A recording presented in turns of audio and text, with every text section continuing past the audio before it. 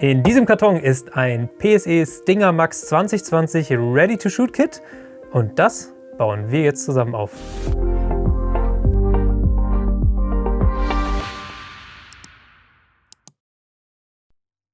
Der Stinger Max von PSE ist ein kurzer Jagd-Einsteigerbogen. Es gibt ihn in zwei Versionen, den Bogen einzeln oder mit Ready-to-Shoot-Kit. Da ist also alles dabei, was man zum Einstieg braucht. Das ist genau das, was ich heute dabei habe. Und deswegen müssen wir als erstes mal alles aus dem Karton holen und gucken, was da überhaupt dabei ist. Ich hole erstmal alles, was mir hier so entgegenkommt, raus. Wir haben Bedienungsanleitungen. Das ist, wie man erkennen kann, der Bogenköcher. Und dann der Bogen eingepackt in Folie.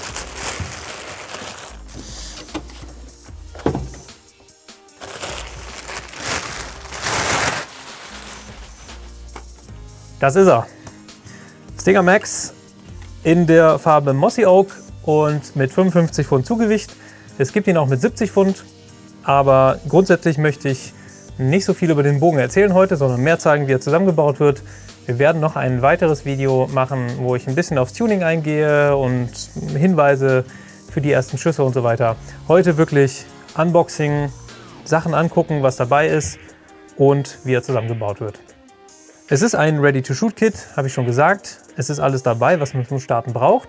Es gibt Ready-to-Hunt-Kits, nennt man die dann in der Regel, bei denen nicht nur alles dabei ist, sogar schon alles montiert ist. Das geht so weit, dass sogar schon D-Loop und Piep montiert ist. Das ist in dem Fall hier nicht so.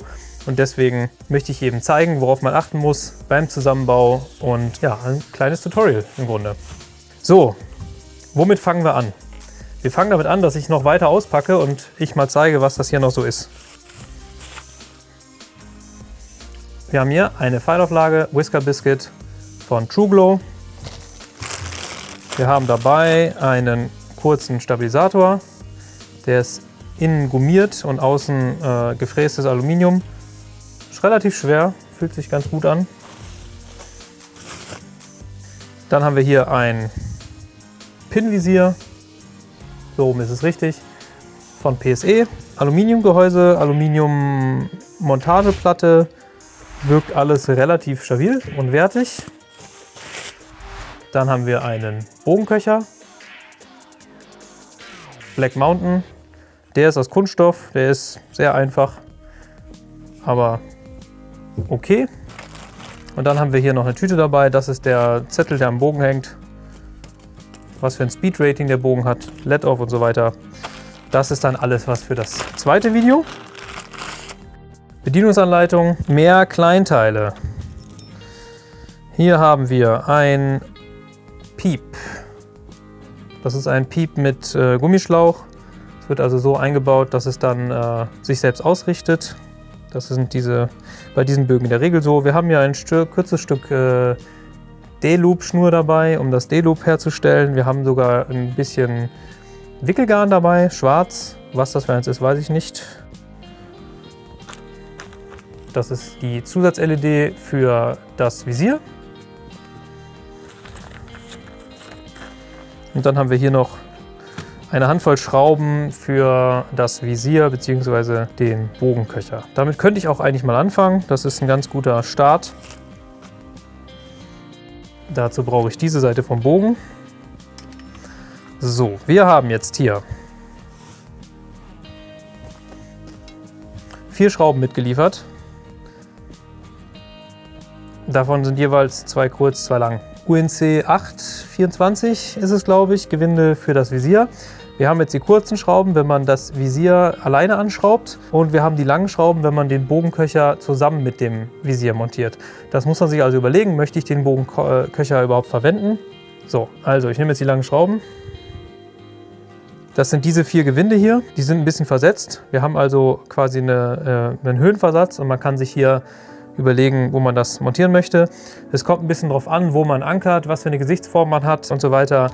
Im Grunde muss man sich eins auswählen. Ich werde jetzt die vordere und die untere Position verwenden, um das zu montieren. Wenn ich jetzt feststellen würde, dass ich von meiner Ankerposition oder von der Gesichtsgröße da nicht hinkomme, dann muss man den halt nach oben setzen. Also das bedeutet, wenn man am Ende vom Visier angekommen ist und da nicht mehr weiter nach oben stellen kann. Das Visier wird jetzt also hier aufgesetzt an diesen 2 Punkten und jetzt muss ich auch dazu noch die Montageplatte von dem Bogenköcher nehmen. Also das hat hier so eine Sicherung, die macht man auf und dann kann man das hier rausziehen. Jetzt habe ich die Montageplatte, ich drehe es so rum oder so rum wird es montiert, dass also der Bogenköcher von hier reingesteckt wird, damit natürlich der Teil oben ist und es nicht uns auf die Pfeile regnet. So, das setze ich jetzt hier drauf. Die 2 Schrauben. Ich glaube, es ist sogar ein Tool dabei. Mal schauen, ob das hier passt. Jawohl. Das ist das Richtige.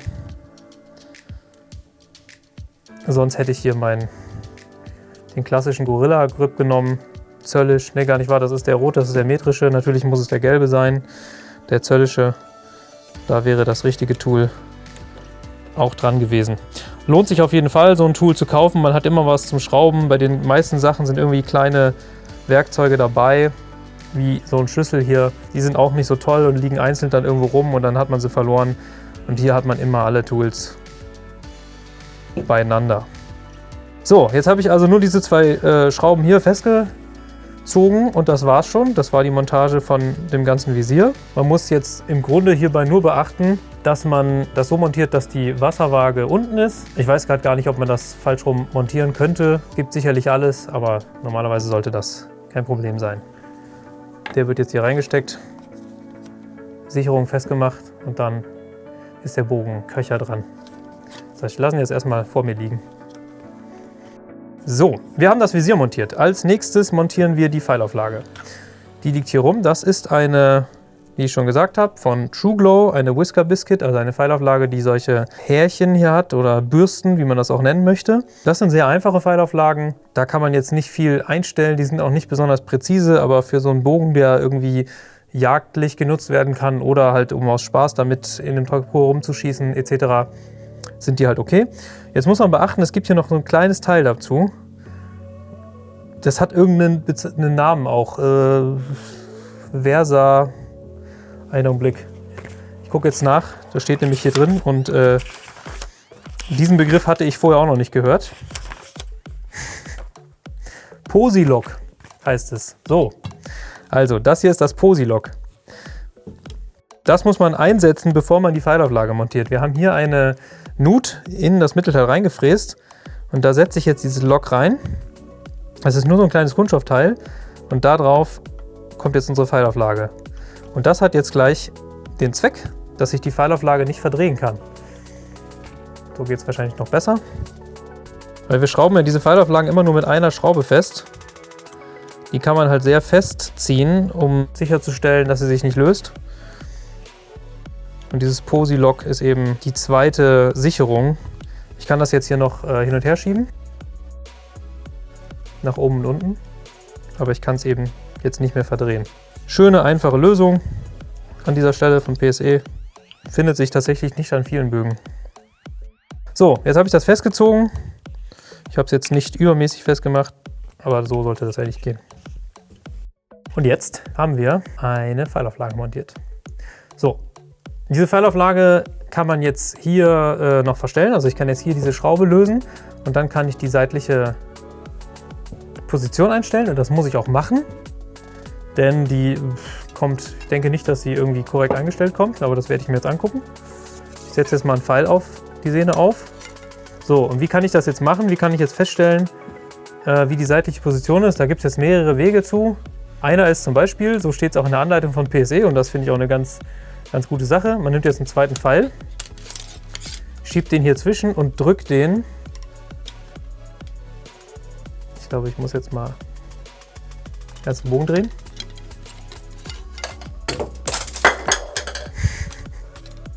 Ohne meinen Schutbecher kann ich nicht arbeiten. Tut mir leid. So, wir haben jetzt also den einen Pfeil aufgelegt und jetzt habe ich hier diesen Messpfeil, da kann man jetzt irgendwas für nehmen und den drücke ich hier von innen gegen das Bogenfenster und jetzt habe ich diese zwei Pfeile Also das ist jetzt sehr schwer darzustellen, aber wenn ich jetzt von oben auf den Bogen gucke, dann sehe ich quasi, ob die Pfeilauflage zu weit rechts oder zu weit links ist, weil diese beiden Pfeile müssen jetzt parallel sein, von oben betrachtet. Ich mache jetzt erstmal nur die Einstellung von oben, denn das ist auch das Einzige, was ich in dieser Pfeilauflage einstellen kann. Ja, ich kann die Höhe hier nicht einstellen, ich muss ja sowieso noch eine Knockpunktposition festlegen, deswegen ist das jetzt erstmal nur die Sache von oben. Und da das jetzt alles ein bisschen komplizierter wird, muss ich erstmal folgende Sache machen, den Bogen in eine Vorrichtung setzen. Ich habe hier das Bogenhalter-Tool von Beiter. Da kommt jetzt erstmal vorne das Teil drauf. Ich hatte vorher schon gesehen, dieses Montagetool von Beiter hat einen ziemlich großen Durchmesser und der Bogen hier unten hat unterhalb der Stabi-Buchse hier diesen Winkel. Das geht ziemlich schnell nach vorne, deswegen habe ich da jetzt eine Mutter drauf gesetzt, damit ich das nicht zu nah an den Bogen schraube. Weil sonst stößt das hier unten an und zerkratzt mir den Lack. Jetzt kann ich ihn erstmal in meinen Halter hier setzen und jetzt kann ich diese ganze Geschichte nochmal machen.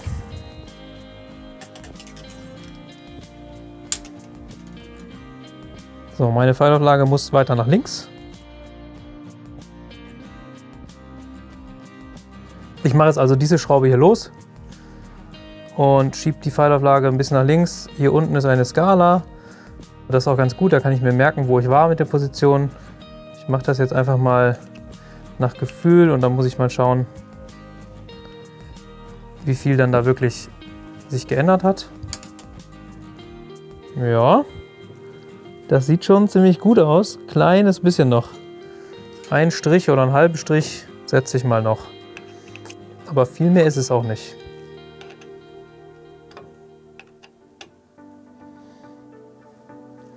So. Also das sieht sehr gut aus, würde ich so sagen. Ich lasse das jetzt mal so. Ich kann das am Ende auch nochmal kontrollieren, ob das alles so passt, aber das sieht schon mal sehr gut aus. Die LED kann ich an dieser Position schon mal ins Visier schrauben. Die kommt hier oben drauf, dann ist sie schon mal weggeräumt und fällt mir nicht vom Tisch. Dann würde ich als nächstes mal das Piep einsetzen. Wie mache ich das?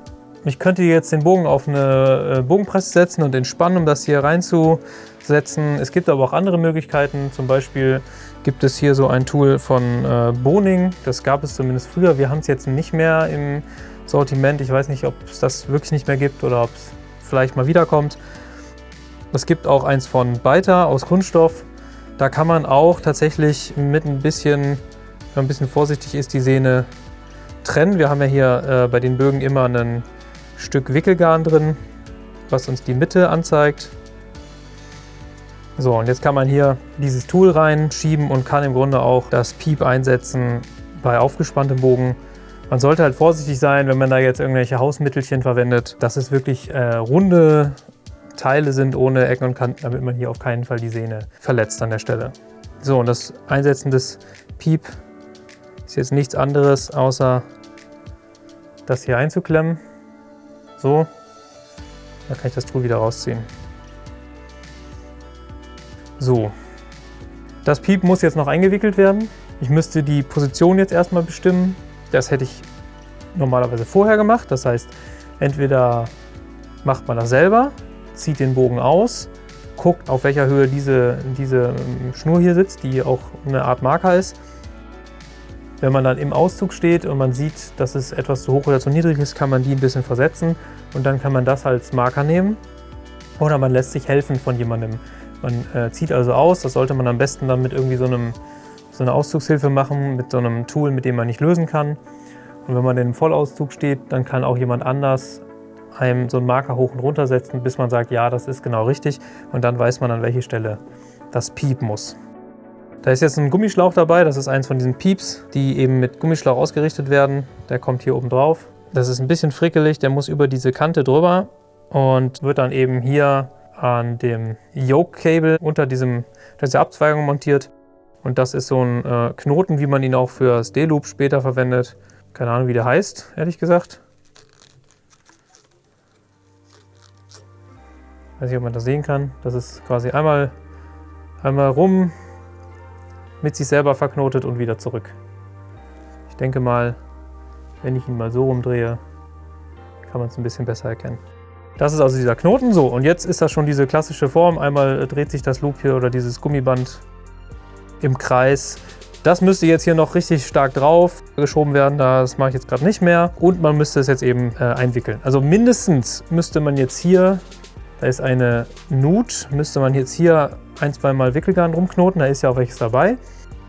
Bevor man den das erste Mal schießt. Also bitte keinen Bogen schießen mit einem Piep, wo nicht einmal mindestens Wickelgarn drum ist.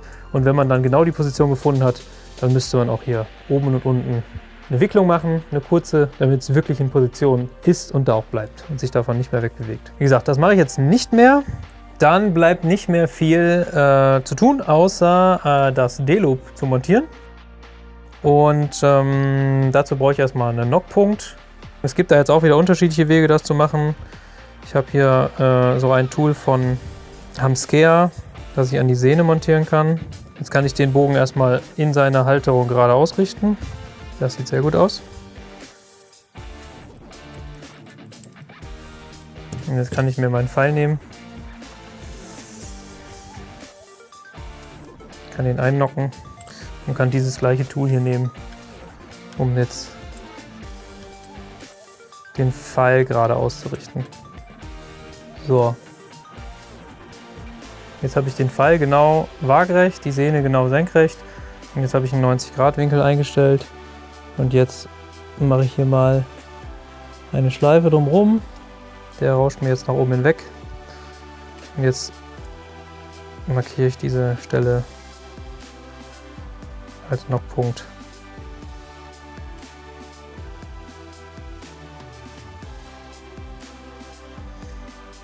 Das Stück Knockpunktgarn ist ein bisschen kurz, was ich hier gerade genommen habe.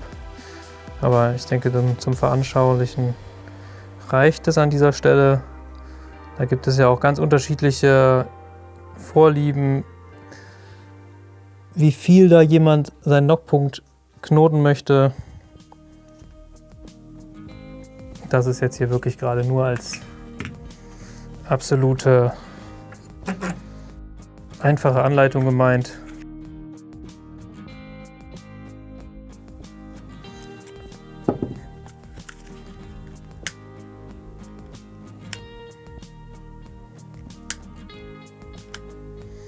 So, jetzt habe ich erstmal einen einfachen Knockpunkt unterm Pfeil. Jetzt kommt hier mein D-Loop und der D-Loop-Knoten, also das Stück D-Loop-Garn, was dabei ist bei dem PSE Stinger Max, ist schon relativ gut auf die richtige Länge geschnitten und es hat auch schon an beiden Enden diese Auffilzungen, die man im Feuerzeug aber auch selber herstellen kann, aber sie sind eben schon fertig. So, und jetzt muss ich eine Sache beachten, wie rum mache ich das D-Loop dran? Als Rechtshandschütze habe ich ja mein Release. Ich hänge es ja gerade ein in die Sehne und dann drehe ich es nach oben. Und diese Verdrehung, die möchte ich natürlich, dass das D-Loop im Grunde, dass ich es nicht mehr als unnötig verdrehe dabei. Wenn jemand einen Trigger-Release, Handschlaufen-Release verwendet, ist das nicht ganz so wichtig. Aber diese Drehung möchte ich eben auch haben. Und deswegen über dem Pfeil gehe ich auf der linken Seite von der Sehne vorbei, unter dem Pfeil auf der rechten Seite. Das heißt, hier gehe ich jetzt mit dem Stück so, dass ich rechts an der Sehne bin und mache hier meinen Knoten dran. Wer da noch Hilfe braucht, D-Loop-Knoten anzufertigen, da gibt es auch Videos auf YouTube en masse. Da werden wir wahrscheinlich auch noch mal eins machen. Aber da gehe ich jetzt nicht so sehr drauf ein. Ziehe das ein bisschen fest, so. Und jetzt kommt oben auf der Vorderseite der Sehne mein Garn.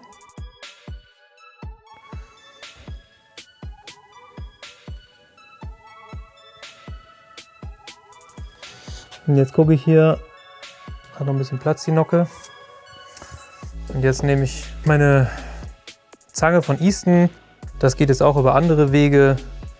Da muss es auch keine D-Loop-Zange sein, obwohl die jetzt auch nicht mehr so teuer sind. Und bringe hier Spannung auf. So. Und jetzt gucke ich mir das nochmal an. Der Pfeil ist zu dick, geht gar nicht durch. Ganz bisschen Spiel noch. Halber Millimeter. Das gefällt mir eigentlich ganz gut. Ich habe jetzt nur einen Nockpunkt gewickelt. Man könnte jetzt noch oben auch noch einen wickeln, wenn man das möchte. So, und jetzt habe ich im Grunde alles fertig, was ich haben möchte. Hier die Wicklungen müsste ich jetzt noch anfertigen. Das tue ich jetzt nicht, um das hier nicht noch mehr in die Länge zu ziehen. Aber ich wollte ja die einfachen Schritte zeigen. Und so ist der Stinger Max komplett zusammengebaut. Ich habe meinen Piep eingesetzt, meinen D-Loop gewickelt. Jetzt kann ich das Werkzeug von Beiter abschrauben. Das geht erstmal flöten, den Stabi anschrauben. Und dann war's das. Das sind also die Schritte, die dafür nötig sind. Bogenköcher dran, meinetwegen. Und den Pfeil, der gehört ja nicht zum Bogen, den mache ich jetzt auch wieder ab. Und so sieht er dann komplett montiert aus. Es sind ein paar Arbeitsschritte nötig. Es ist auch ein bisschen Werkzeug nötig, wenn man das sauber machen möchte. Also eben, wie schon angesprochen, dieses Tool kann ich auf jeden Fall empfehlen. Dieser Knochen mit den ganzen zöllischen Sechskantschlüsseln. Dann haben wir eben dieses String-Tool der Firma Beiter. Das String-Tool von Boning alternativ. Eine Wasserwaage zur Ausrichtung des Bogens. Das sind solche Zangen, mit denen man einen D-Loop spannen kann. Das ist absolut hilfreich. Und wer Compound schießt und das auch weiterhin machen möchte, der muss seinen D-Loop auch hin und wieder mal erneuern. Der kann sowas auf jeden Fall gebrauchen.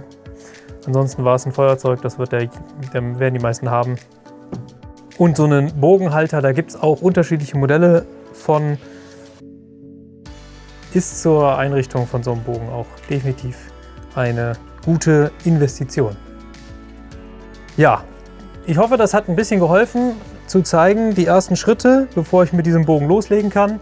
Der Stinger Max Ready to Shoot ist eben nicht wie zum Beispiel der Cruiser G2 von Bear Archery, über den wir im Dezember ein Video gemacht haben. Ein Bogen, der aus der Kiste kommt, wo alles schon dran ist. Man muss noch ein, zwei Dinge erledigen, aber wer da eben keine Angst vor hat, der kriegt hier auch eben einen schönen Bogen. Aber dazu verliere ich jetzt nicht so viele Worte, denn da möchte ich noch ein getrenntes Video zu machen. Ja, das war also alles zum Aufbau, zum Zusammenbau und zum Montage der Anbauteile am PSE Stinger Max. Ich hoffe, das Video hat euch gefallen. Wenn ich irgendwo zu schnell war, zu wenig erklärt habe oder man irgendwas nicht erkennen konnte, also wenn irgendwelche Fragen noch sind, einfach in die Kommentare damit. Und ansonsten würde ich sagen, vielen Dank fürs Zuschauen und wir sehen uns im nächsten Video auch wieder zum PSE Stinger Max.